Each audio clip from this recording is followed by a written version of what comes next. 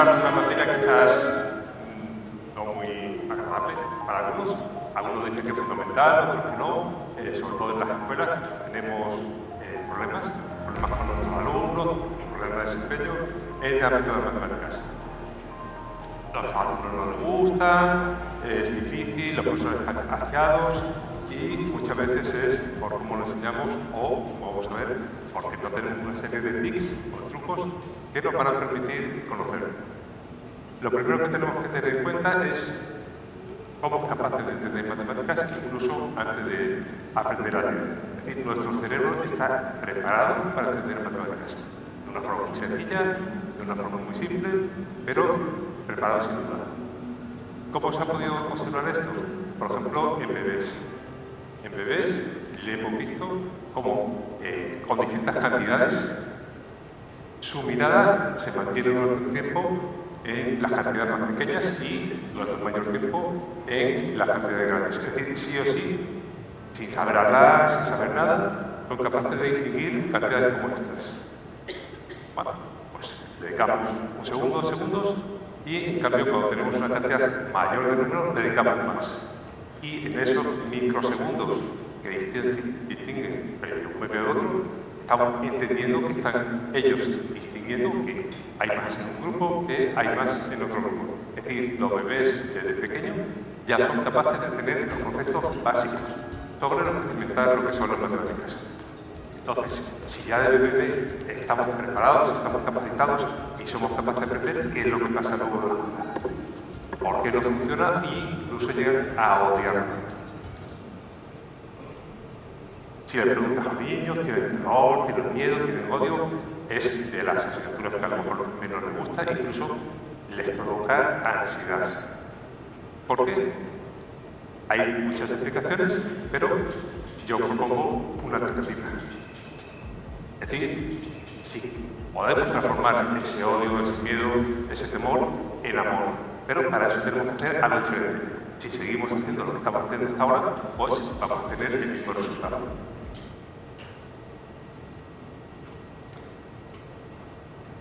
Decimos de matemáticas, pero es una ciencia que lleva miles de años acumulándose.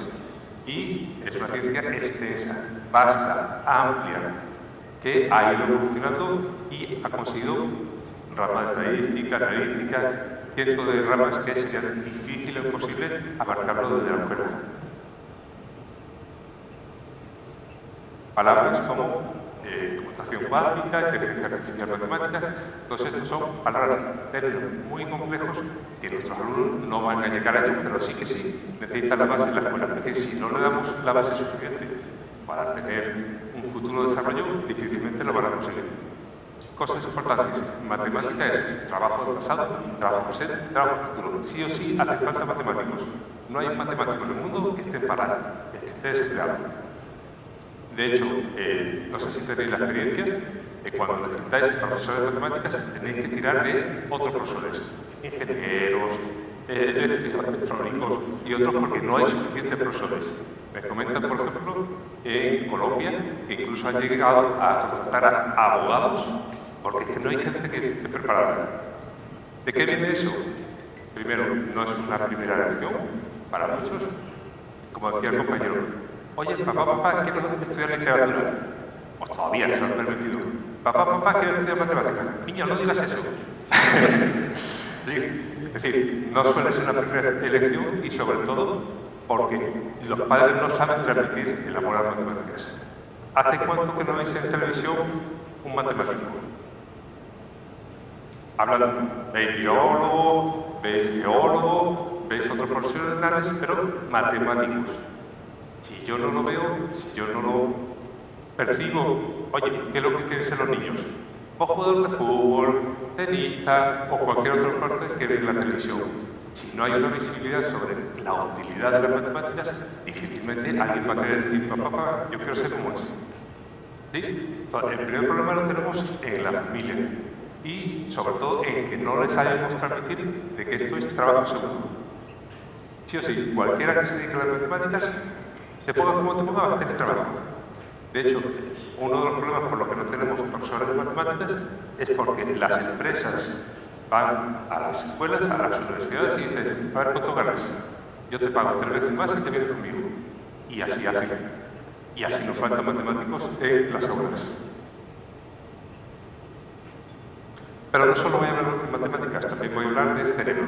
¿Por qué? Porque, como decimos, desde pequeñitos estamos preparados para aprender matemáticas. Y ahora, toda la onda de la neurociencia que vamos a comentar nos permite conocer que no solo es que tenemos esa capacidad, sino que sabemos dónde está y cómo potencializarla. Es decir, sí o sí, el conocimiento que tenemos hasta ahora en cuanto a la didáctica la vamos a fundamentar en el cerebro y en potenciar. Las neurociencias es una rama relativamente reciente que se basa en medicina, que se basa en psicología, incluso en pedagogía y que ha ido evolucionando a medida que la tecnología ha ido evolucionando. Pero ya tenemos estudios sobre el cerebro desde los tiempos de los egipcios. Tenemos técnicas de preparación, cuando había un tumor cerebral, le operaban, lo curaban y la persona sobrevivía. Y a partir de ahí hemos ido acumulando conocimiento. A medida que hemos avanzado en tecnología, pues ya no tenemos que esperar que la persona fallezca para ver qué es lo que pasa y qué nos pasa, sino que podemos verlo incluso hasta en vivo. 3 aspectos a destacar en cuanto a las neurociencias, en cuanto a las matemáticas. Tenemos la corteza prefrontal, que es la parte de la izquierda, la parte frontal que tenemos. Ese es el aspecto fundamental para el aprendizaje, que requiere la atención. Ahí está la estructura central y ahí tenemos todos los problemas de TDAH. Todo el mundo está familiarizado con el TDAH, trastorno por déficit de atención, con hiperactividad, que está hasta cierto punto hasta de moda. ¿Qué es lo que tenemos? Niños distraídos, niños que no atienden, niños que al final no aprenden. ¿Por qué? Porque tienen una inmadurez en esta parte de aquí, que es la corteza prefrontal. ¿Qué quiere decir? Que si yo de partida pues no atiendo, a mí me pueden dar la mejor clase del mundo, que se la ha preparado el profesor y el mejor profesor del mundo, que ni me entero. Entonces, lo primero que tenemos que trabajar desde las neurociencias es la atención. Si no nos atienden, no hacemos nada. ¿Cómo conseguimos que los niños de ahora, que se dedican a tablets, a la tecnología, nos atiendan? Pues poniéndoles estímulos, cambiándoselo, poniendo retos, poniendo desafíos, una metodología activa, ágil y cambiante. La clase tradicional está muy bien para los libros de historia, ¿vale? Es decir, esto escribe la pizarra, todos los niños apuntando, como que ya no es lo que se da ahora. Otro aspecto, ya me dirijo hacia la derecha, el sistema límbico. El sistema límbico es la red de emociones del cerebro. Aprendemos por las buenas o por las malas, pero aprendemos mucho y mejor en las cosas emocionales. Yo creo que más o menos todo el mundo está practicado. Sí, ¿no? ¿Hay algún sendero?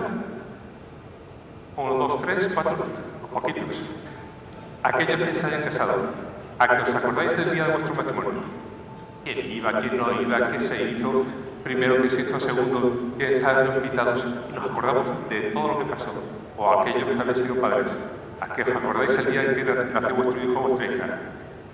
¿Por qué nos acordamos con todos tipos de detalles? Precisamente porque lo hemos guardado con emociones, en este caso, emociones positivas. Es decir, sí o sí aprendemos con emociones. ¿Que aprendemos sin emociones? A la mala no, también aprendemos. Es mucho más fácil, más rápido y más duradero si le añadimos emociones a lo que aprendemos. ¿Y cómo conseguimos emocionar a nuestros alumnos? Porque yo, profesor de matemáticas, o yo, profesor de otras materias, o de mi materia, me voy.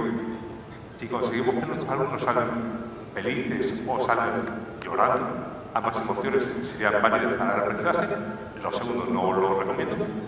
Y sí o sí, sí, porque si salen llorando, no diré el próximo día. Eso es. Sí o sí, si salen felices, van a salir aprendiendo.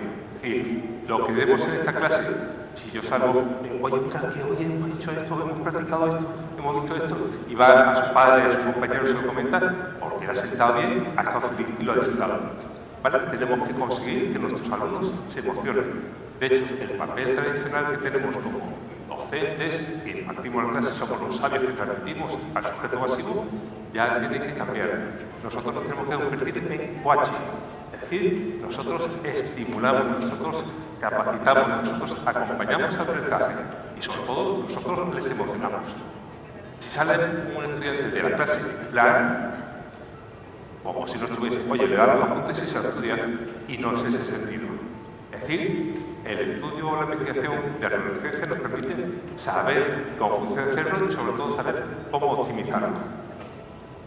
El tema de emociones es fácil o difícil. Emocionar a nuestros alumnos. Pues podemos poner casos, prácticas, ejemplos e incluso chistes. Todo el mundo sabe hacer chistes, ¿no? Más o menos.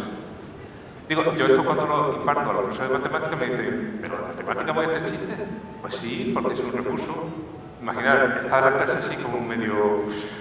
Ya tenemos que terminar, venga, a ver cuánto nos falta. Suelta un chiste y se despierta. Y se despierta y se ríe uno y el resto dice, ¿pero qué te has reído? A ver, ¿qué es lo que me he perdido? Sí o sí, conseguimos un recurso como chiste, o como una dinámica, o con lo que sea, estar atentos los alumnos y sobre todo emocionarse positivamente. El tercer aspecto que vamos a ver con respecto a las matemáticas, el lóbulo parietal.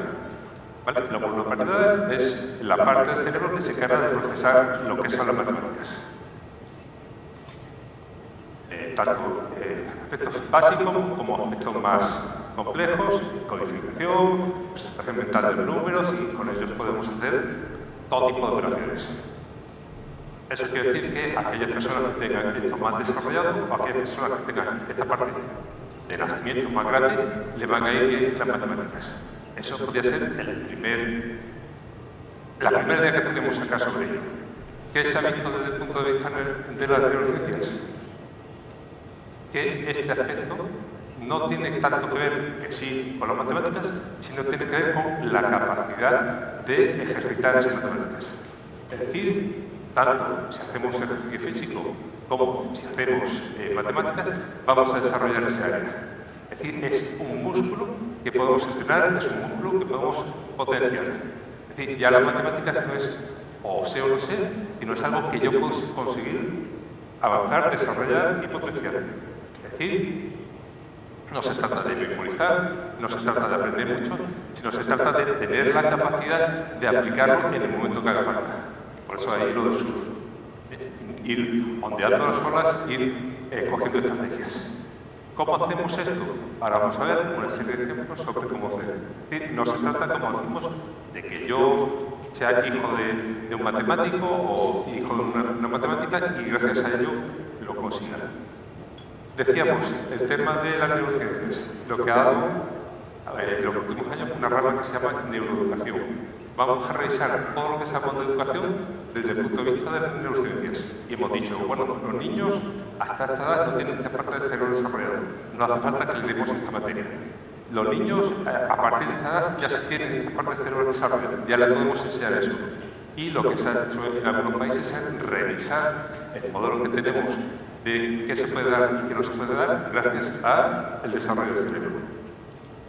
Todo ello potenciando lo que es el aprendizaje. Dos conceptos tenemos que tener claro en el ámbito de las neurociencias: neurogénesis y neuroplasticidad. Ya la neurociencia sabe usted del cerebro. Neurogénesis es la capacidad que tiene nuestro cerebro de regenerarse. Bueno, todos los niños que sabemos que aprenden como esponjita, ¿vale? O lo que lees lo aprenden. Si nos ponemos por los 40, 50, 60, como que ya nos cuesta mucho más, ¿vale?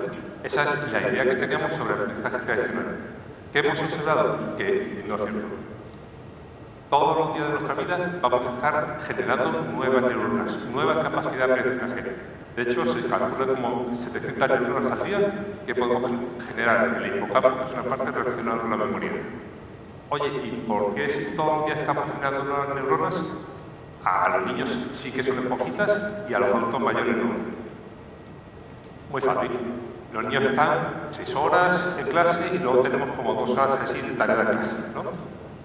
Los adultos mayores, cuando les sientas tú 6 horas de clase.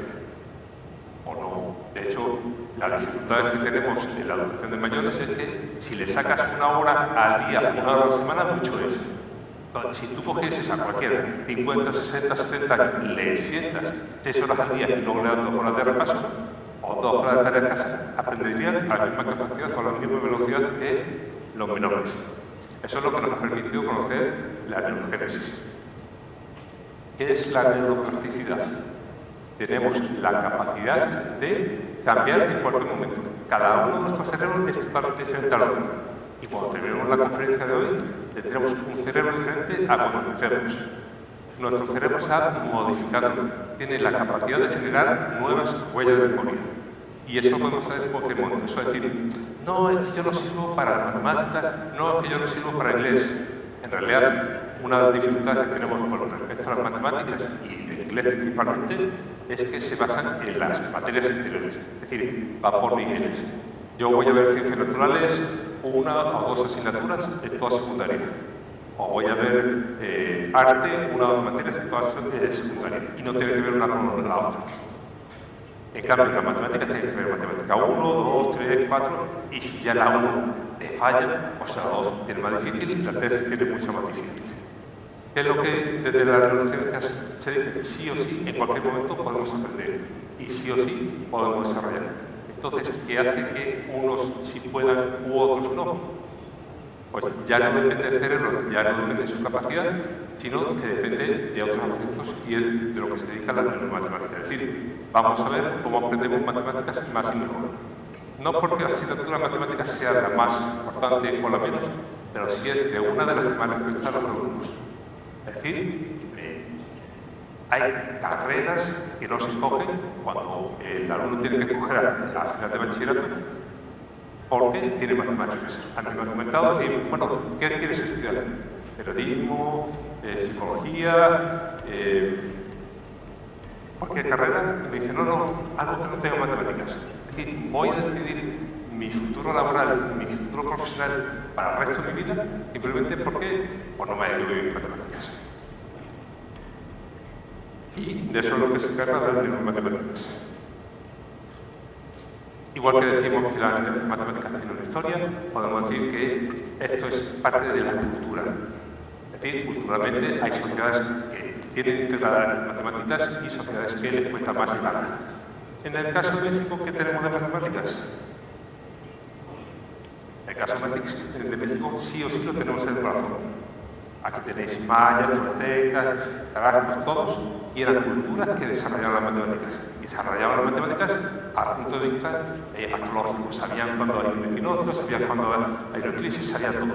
Es decir, que esto de que aquí, para aplicar una matemática no es fácil, sí o sí lo tenemos en nuestro ADN, ¿vale? Y sí o sí lo podemos desarrollar.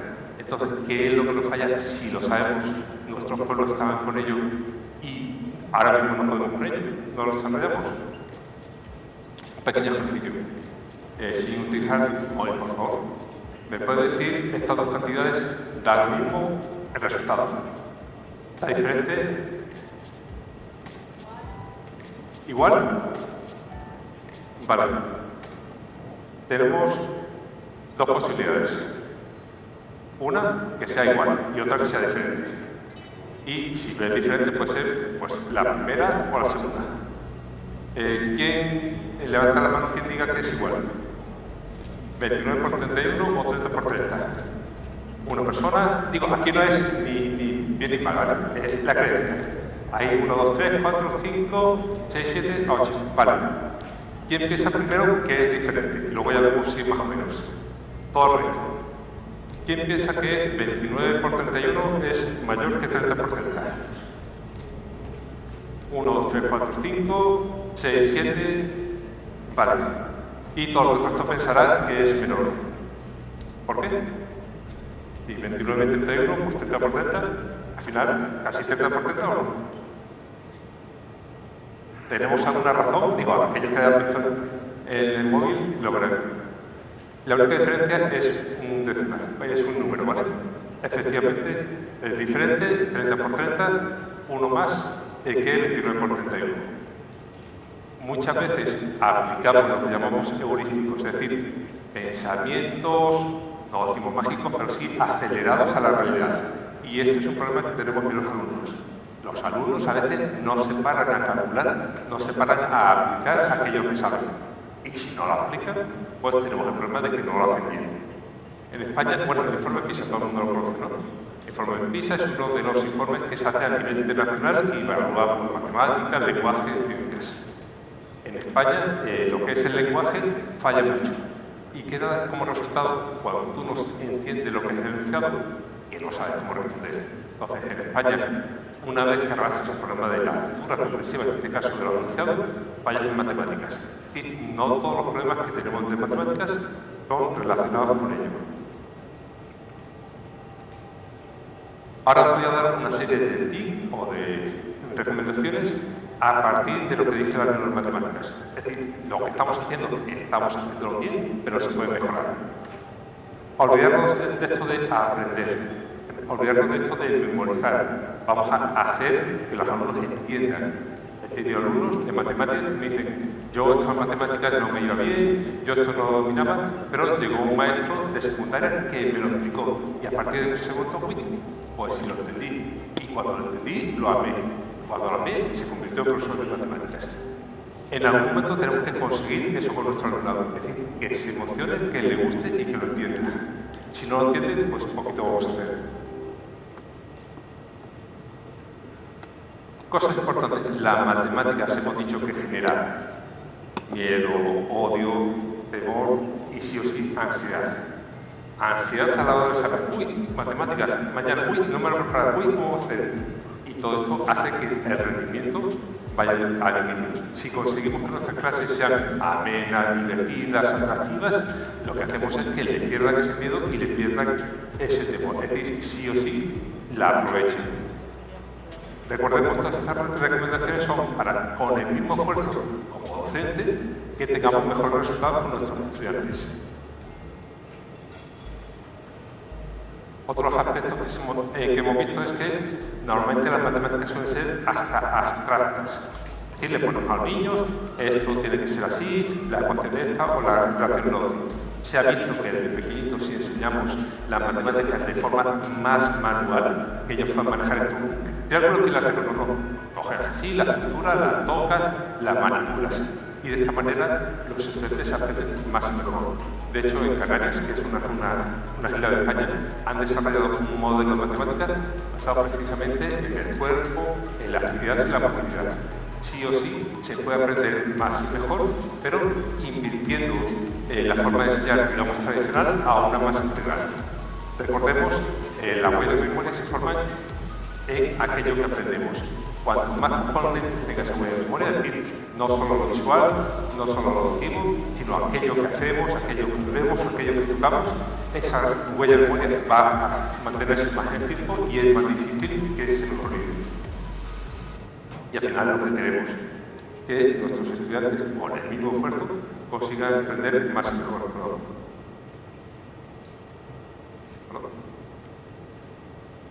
Cosas importantes. Esto de regañar, esto de castigar, esto de decir lo has hecho mal, lo has dicho mal, está bien para el modo tradicional, pero no está bien para lo que queremos.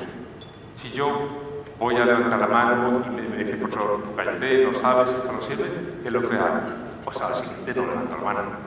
Sí o sí. Si yo levanto la mano y digo la mayor de las burradas, pero el profesor me lo reconduce y me dice, bueno, sí, pero tienes que mejorar, o voy a hacer una fiesta cuando participo, lo que voy a tender es a participar más.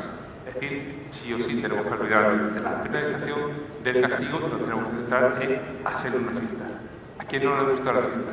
Si yo voy a una clase, en este caso matemáticas, y cada vez que voy me hacen una fiesta por participar, o voy a tender a participar. Y a lo mejor la primera diré burradas, la segunda ya mejor y la tercera mejor.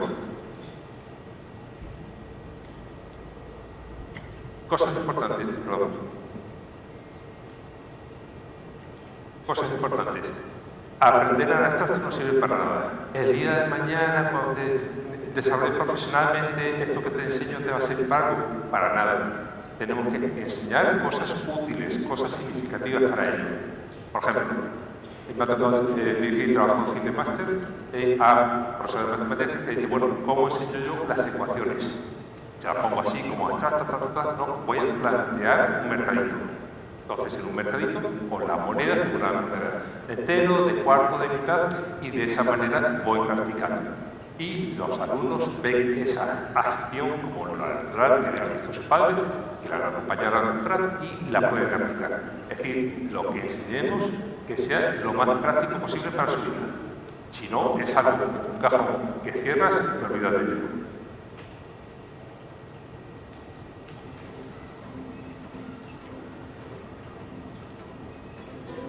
Aspectos importantes. Sí o sí hay que repetir, pero no repetir en el sentido de una y otra vez, uno y otro ejemplo, sino en el sentido de ir cambiando las dinámicas. Recordemos, la gente se aburre y se aburre de lo mismo. El mismo profesor haciendo lo mismo todos los días es hasta aburrido. Incluso aunque pusiese vídeos todos los días, o aunque pusiese aplicación todos los días, llega a ser aburrido. El profesor, como decimos, tenemos que cambiar el papel de yo soy el sabio del carnito a un papel de coach. Yo ayudo, acompaño y permito que el estudiante vaya descubriendo su propio conocimiento. Cuando yo lo descubro, hoy me apodero de ello porque yo lo he aprendido. ¿Vale? Es decir, sí o sí, vamos a tratar de ir cambiando, dinamizando, metiendo, como veremos, tecnología o metiendo otras dinámicas. Igualmente importante tener en cuenta el tema de la diversidad. No somos iguales, no aprendemos al mismo ritmo y tenemos que ir atendiendo a las capacidades o a las posibilidades de nuestro estudiantado. Si lo conseguimos, lo tenemos ganado. Si tratamos a todos exactamente por igual, enseñando exactamente por igual, pues habrá algunos que les sirvan, algunos que lo aprendan, algunos que lleguen a ellos y el resto no. Por ejemplo, si no tenemos caso de dislexia, discalculia o TDAH, pues estamos perdiendo alumnos por no hacer esa acción sobre las necesidades que tienen.